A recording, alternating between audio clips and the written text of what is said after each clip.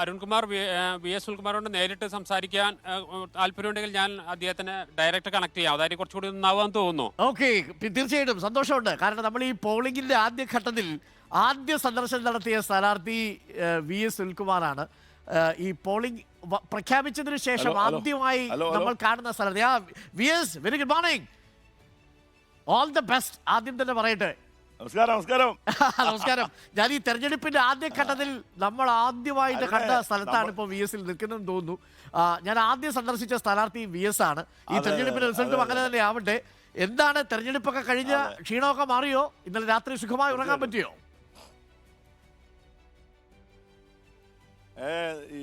ഇന്ന് രാവിലെ നേരം വൈകി എത്താൻ മതി വിചാരിച്ച് ഉറങ്ങിയതാണ്. പക്ഷെ പതിവ് പോലെ 5 മണിയായപ്പോഴേക്കും ഉറക്കം എണീക്കേണ്ടി വന്നു. അത് അങ്ങനെയാണല്ലോ, നമ്മൾ ഉറങ്ങണമെന്ന് വിചാരിച്ച നമുക്ക് ഉറക്കം വരില്ല. അതെ, എങ്ങനെയുണ്ട് തെരഞ്ഞെടുപ്പിന്റെ എണീറ്റു? പോളിംഗ് പെർസെന്റേജ് ഇപ്പോ കഴിഞ്ഞ തവണത്തെ അപേക്ഷിച്ച് അതെ, നമ്മളെ ബാലറ്റ് പേപ്പറിൽ നമ്മൾ മൂന്നാമത്തെ പേരായിരുന്നു. വോട്ടെണ്ണുമ്പോൾ ഒന്നാമത്തെ പേരാവും. കോൺഫിഡൻസ് ഉണ്ട്. പോളിംഗ് പെർസെന്റേജ് കുറഞ്ഞത് മനസ്സിലായ? ബാലറ്റ് നമുക്ക് ഗുണം ചെയ്യും. അത് തൃശ്ശൂരിലും ഗുരുവായൂരിലാണ് പോളിംഗ് പെർസെൻറ്റേജ് ഇവിടെ ഏവറേജിനേക്കാൾ കുറഞ്ഞിരിക്കുന്നത്. ഇത് രണ്ടും ഇടതുപക്ഷത്തിന് നേട്ടമുണ്ടാക്കുന്ന കാര്യങ്ങളാണ്. അതിന് കാരണം എന്താണെന്ന് വെച്ചാൽ ഞങ്ങളുടെ പോളിംഗ് മെഷീനറി ഒരു എണ്ണയിട്ട യന്ത്രം പോലെ പ്രവർത്തിച്ച പോളിംഗ് മെഷീനറി ഉണ്ടായിരുന്നു LDF-ന്. അത് ഗംഭീരമായി അതിൻ്റെ പ്രവർത്തനം നടന്നിട്ടുണ്ട്. ഞങ്ങൾ ഫീൽഡിലെല്ലാം അത് പരിശോധന നടത്തിയിരുന്നു. അപ്പോൾ നമുക്ക് നമ്മളെ ഇടതുപക്ഷത്ത് ചെയ്യിക്കാവുന്ന വോട്ടുകൾ മാക്സിമം ഞങ്ങൾ ചെയ്യിപ്പിച്ചിട്ടുണ്ട്, ഞങ്ങളുടെ പക്ക വോട്ടുകൾ. പിന്നെ അതിന് പുറമെ നമുക്ക് പേഴ്സണലായിട്ട് കിട്ടുന്ന വോട്ടുകൾ വേറെ നമുക്ക് ഉണ്ടാവും എന്നുള്ള പ്രതീക്ഷയുണ്ട്. അപ്പോൾ ഒരു മോശമില്ലാത്ത മാർജിനിൽ ജയിക്കുമെന്നുള്ളതാണ് എൻ്റെ പ്രതീക്ഷ. ഈ ബൂത്ത് റിപ്പോർട്ടുകളൊക്കെ പൂർണ്ണമായിട്ടും കിട്ടിയോ വി എസ്? കാരണം നിങ്ങൾക്കാണ് ഏറ്റവും കൃത്യമായിട്ട് കണക്ക് പറയാൻ പറ്റുക. നമ്മൾ ആദ്യം ആശ്രയിക്കുന്നത് ഇന്റലിജൻസ് റിപ്പോർട്ടിനെയല്ല, CPM-ന്റെയും CPI-യുടെയും ഒക്കെ പാർട്ടി കേന്ദ്രങ്ങളിലാണ് ആദ്യം നമ്മൾ പോവുക. കാരണം കൃത്യമായ കണക്ക് അവരിലുണ്ടാവും. അവർ ചിരിച്ചാൽ അതിനകത്ത് എന്തോ നടന്നിട്ടുണ്ട്, പ്ലാനമാണെങ്കിൽ അതിലും ഒരു കണക്കാണ്. അത് 7 നമ്മളേക്ക് എല്ലാ കണക്കുകളും ഇപ്പോൾ 1-2 മണ്ഡലങ്ങളിലെ കണക്കുകൾ ചില ബൂത്തുകളിൽ രാത്രി 9:30 വരെ പിന്നെ പോളിംഗ് സ്റ്റേഷനിൽ ഈ കണക്ക് കൊടുക്കാനൊക്കെ ഉണ്ടല്ലോ, അവിടെ ക്ലോസ് ചെയ്യാനൊക്കെ നേരം വൈകി 10 മണിക്കായിട്ടുണ്ട്. അപ്പോൾ പോളിംഗ് കഴിഞ്ഞതിന് ശേഷം നമ്മുടെ പിന്നെ സഹാക്കൾക്ക് അതിന് കണക്കെത്തിക്കാൻ പറ്റാത്ത ഇന്ന് രാവിലെ 8 മണിയോടുകൂടി എല്ലാ ബൂത്ത് പിന്നെ മണ്ഡലങ്ങളിലെയും കണക്കുകൾ നമുക്ക് കിട്ടും. അതെ, മണലൂര് ഒക്കെ പോളിംഗ് പെർസെന്റേജ് കുറഞ്ഞത് മീൻസ് പാർട്ടി വോട്ടുകൾ പൂർണ്ണമായിട്ടും പെട്ടിയിലെത്തിക്കാൻ സാധിച്ചിട്ടുണ്ട്.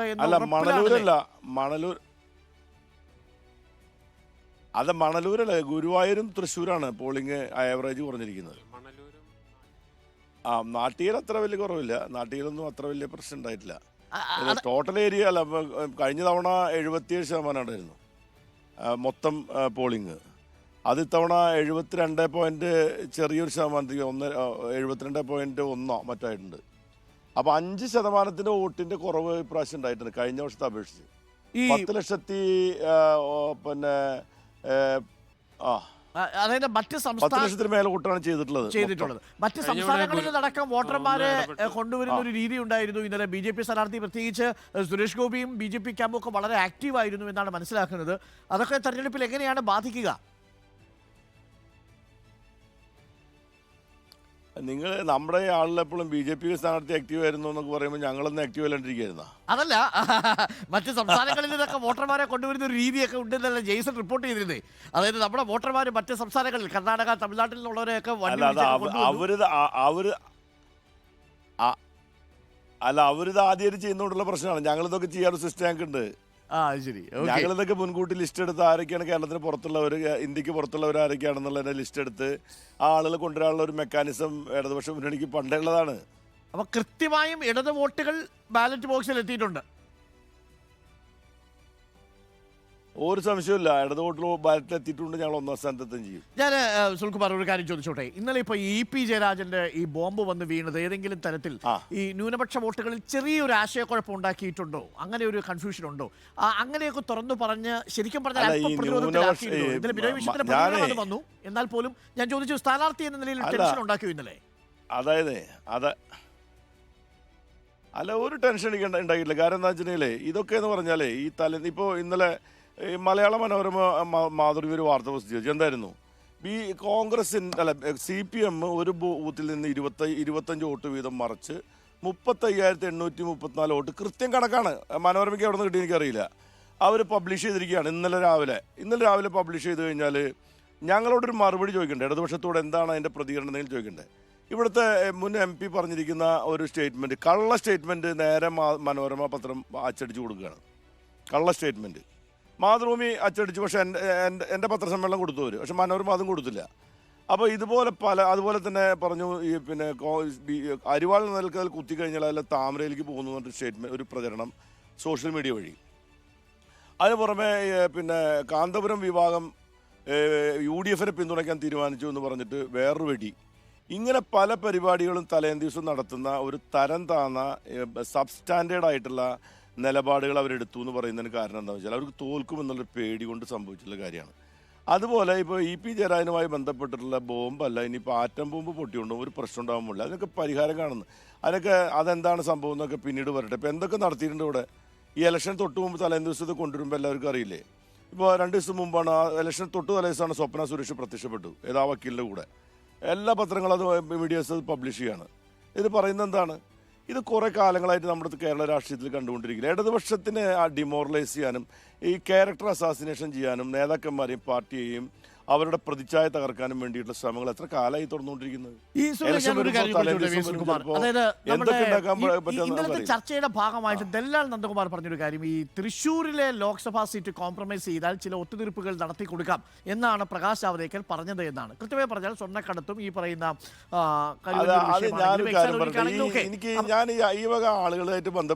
അല്ല, എനിക്കറിയേണ്ടത് ഈ CPM-ന്റെ തൃശ്ശൂർ മണ്ഡലത്തിലെ പ്രചരണത്തിലുള്ള പങ്കാളിത്തം അങ്ങനെ ഏതെങ്കിലും തരത്തിൽ ഈ ദല്ലാൽ നന്ദകുമാർ പറഞ്ഞതായിട്ടുള്ള കാര്യങ്ങളെ സാക്ഷ്യപ്പെടുത്തുന്നതാണോ?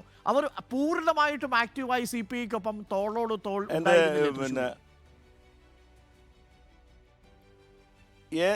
ഞാൻ ഒരു കാര്യം വ്യക്തമായി, ഞങ്ങളെക്കാൾ CPI പ്രവർത്തകരെക്കാളും മികച്ച പ്രവർത്തനം നടത്തുന്ന ആൾക്കാരാണ് CPM-ന്റെ പ്രവർത്തകർ.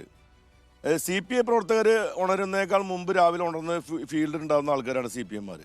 ഞാൻ ഒരു കുട്ടി പോലും CPM-ന്റെ ഒരു സഖാവ് പോലും പ്രവർത്തനരംഗത്ത് ഇല്ല എന്ന് മാത്രമല്ല, അവരെല്ലാവരും പൂർണ്ണമായിട്ടും അവസാന നിമിഷം വരെ അവർ കൂടെ നിന്നാണ്. ഇതൊക്കെ ഒരു തരം എന്താ പറയുക, ഇങ്ങനെ യാതൊരു തരത്തിലും ജനബന്ധം ഇല്ലാത്ത, അതുപോലെ ഏതെങ്കിലും തരത്തിൽ സോഷ്യൽ കമ്മിറ്റ്മെൻ്റ് ഇല്ലാത്ത ആളുകൾ പറയുന്ന സ്റ്റേറ്റ്മെൻറ്റുകൾ നമ്മളെല്ലാം അത് പ്രസിദ്ധീകരിച്ച് ഇത്രയും വലിയ, ഞാനൊരു അരുണിനോടൊരു കാര്യം പറയും, നമ്മൾ മനസ്സിലാക്കേണ്ട ഒരു കാര്യം എന്താണെന്ന് വെച്ചാൽ, ഞാൻ നേരത്തെ പറഞ്ഞൊരു കാര്യമാണ്, ഈ CPI-യുടെയും CPM-ൻ്റെയും പ്രവർത്തകർ എന്ന് പറയുന്ന അല്ലെങ്കിൽ പാർട്ടി മെമ്പർമാരെന്ന് പറയുന്ന ആൾക്കാരുടെ രാഷ്ട്രീയം എന്ന് പറയുന്നത്, ഇപ്പോൾ ബിനോയ് വിശ്വത്തിന് എന്ത് രാഷ്ട്രീയമുണ്ടോ ആ രാഷ്ട്രീയം ഇവിടുത്തെ CPI-യുടെ സാധാരണ ഒരു പ്രവർത്തനം ചോദിച്ചാൽ അയാൾ പറയും. CPM-ൻ്റെ പിന്നെ പിണറായി വിജയനോ അല്ലെങ്കിൽ ഗോവിന്ദ മാഷ്കോ ഉള്ള രാഷ്ട്രീയത്തേക്കാൾ ഉയർന്ന രാഷ്ട്രീയം ചിലപ്പോൾ CPM-ൻ്റെ സാധാരണ പ്രവർത്തകർക്ക് ഉണ്ടാവും. അവർക്കുള്ള ഉള്ളിലെ രാഷ്ട്രീയത്തിൻ്റെ തീ എന്ന് പറയുന്നത് നമ്മൾ വിചാരിക്കുന്ന പോലെ മറ്റ് രാഷ്ട്രീയ പാർട്ടികൾക്കുള്ള പോലെയാണല്ല എന്ന് ഞാൻ ഉറപ്പിച്ച് പറയും. അവരുടെ ഇടയിൽ പിന്നെ നേരെ രാഷ്ട്രീയ ശത്രുവിന് വേണ്ടി ഈ 25 കേഡർമാരെ കൊണ്ട് ഒരിക്കലും ജീവിക്കാൻ പറ്റില്ല. ഞാൻ അതും പറഞ്ഞുതരാം. അങ്ങനെ ചെയ്യാൻ പറ്റുമോ? ഇതൊക്കെ ഒരു തരം ഇത് കേൾക്കുമ്പോൾ ഇപ്പോൾ സാധാരണ പാവപ്പെട്ട ആൾക്കാരുണ്ടല്ലോ, അവർ വിചാരിക്കും ശരിയായിരിക്കും, അത് ചെയ്യാൻ പറ്റും, 25 വോട്ട് അങ്ങനെ ചെയ്യാൻ പറ്റും, ഇങ്ങനെ ചെയ്യാൻ പറ്റും. ഈ കേഡർ പാർട്ടി എന്ന് പറഞ്ഞാൽ കേഡർമാരെ കൊണ്ട് എന്തും ചെയ്യിപ്പിക്കുന്ന പാർട്ടിയല്ല. കേഡർമാരെ കൊണ്ട് അവരുടെ രാഷ്ട്രീയത്തിനനുസരിച്ച് കാര്യങ്ങൾ ചെയ്യിപ്പിക്കാനേ പറ്റുള്ളൂ. അല്ലാതെ പാർട്ടിയുടെ ഏതെങ്കിലും നേതാക്കന്മാരെ നേതൃത്വം പറയാണ് ഈ കേഡർ പാർട്ടിയാണ് നമ്മൾ ഇന്ന ചെയ്യണം എന്ന് പറഞ്ഞാൽ ചെയ്യുന്ന ആൾക്കാരാണോ ഈ CPM-ന്റെ CPI-യുടെ ആളുകൾ? എനിക്ക് മനസ്സിലാവാത്ത കാര്യമാണ് ഇതൊക്കെ. വളരെ എന്താ പറയുക, ഇപ്പോൾ ഈ നേരത്തെ പറഞ്ഞ ആളുകൾ പറഞ്ഞ വെളിപ്പെടുത്തലുകളൊക്കെ വലിയ പ്രാധാന്യത്തോടുകൂടി പറയുന്നത് എന്തെങ്കിലും തെളിവിൻ്റെ അടിസ്ഥാനത്തിലാണോ?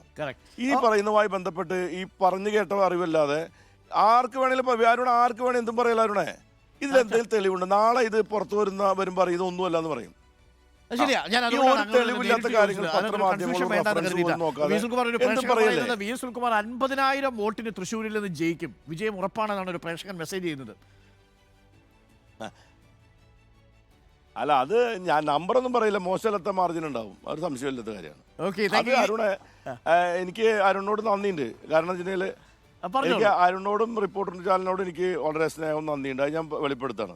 അത് എനിക്ക് പറയാണ്ടിരിക്കാൻ പറ്റില്ല. അതിൽ എനിക്ക് ഒരുപാട് സഹായകരമായിട്ടുള്ള കാര്യങ്ങൾ നിങ്ങൾ ചെയ്തു തന്നിട്ടുണ്ട്. ചെയ്തെന്ന് എനിക്ക് വേണ്ടി നിങ്ങൾ ലെവൽ പ്ലേക്ക് വേണ്ടിയുള്ള ഒരു അനുമതി ഇതുണ്ടായിരുന്നു. അതായത് നമ്മളൊരു സ്ഥാനാർത്ഥി എന്ന് പറയുമ്പോൾ ഈക്വലായിട്ട് നിങ്ങൾ പരിഗണിച്ചിരുന്നു. അത് ഞാൻ പക്ഷേ പല ആൾക്കാരും അങ്ങനെയല്ലായിരുന്നത്, പല മീഡിയാസ് അങ്ങനെയല്ലായിരുന്നത്. അവർ പലപ്പോഴും ഒരു എന്താ പറയുക വളരെ ഒരു എന്താ ഗൂഢാലോചന നടത്തിയിട്ടുള്ള പോലെ പ്രവർത്തനം നടത്തിയില്ല തെളിവുകൾ എൻ്റെ കയ്യിലുണ്ട്. ഞാൻ ഇപ്പോൾ പറയില്ല, 4-ാം തീയതി കണ്ട് പറയും. Okay, thank you Sunil. ഇനിയിപ്പോ എങ്ങനെ ഇന്നത്തെ ദിവസം ചെലവഴിക്കാൻ പോകുന്നത്? കുറെ ഓട്ടമായിരുന്നല്ലോ തുടക്കം മുതൽ. ഇന്നിവിടെ ഉണ്ട്, എനിക്ക് ആ ആടുജീവിതം കാണണം. അമ്മയും കൂടെ കൂട്ടിയാണോ പോകുന്നത്?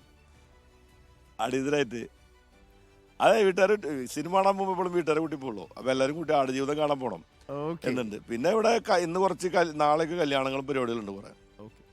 Thank you. പിന്നെ താങ്ക് യു.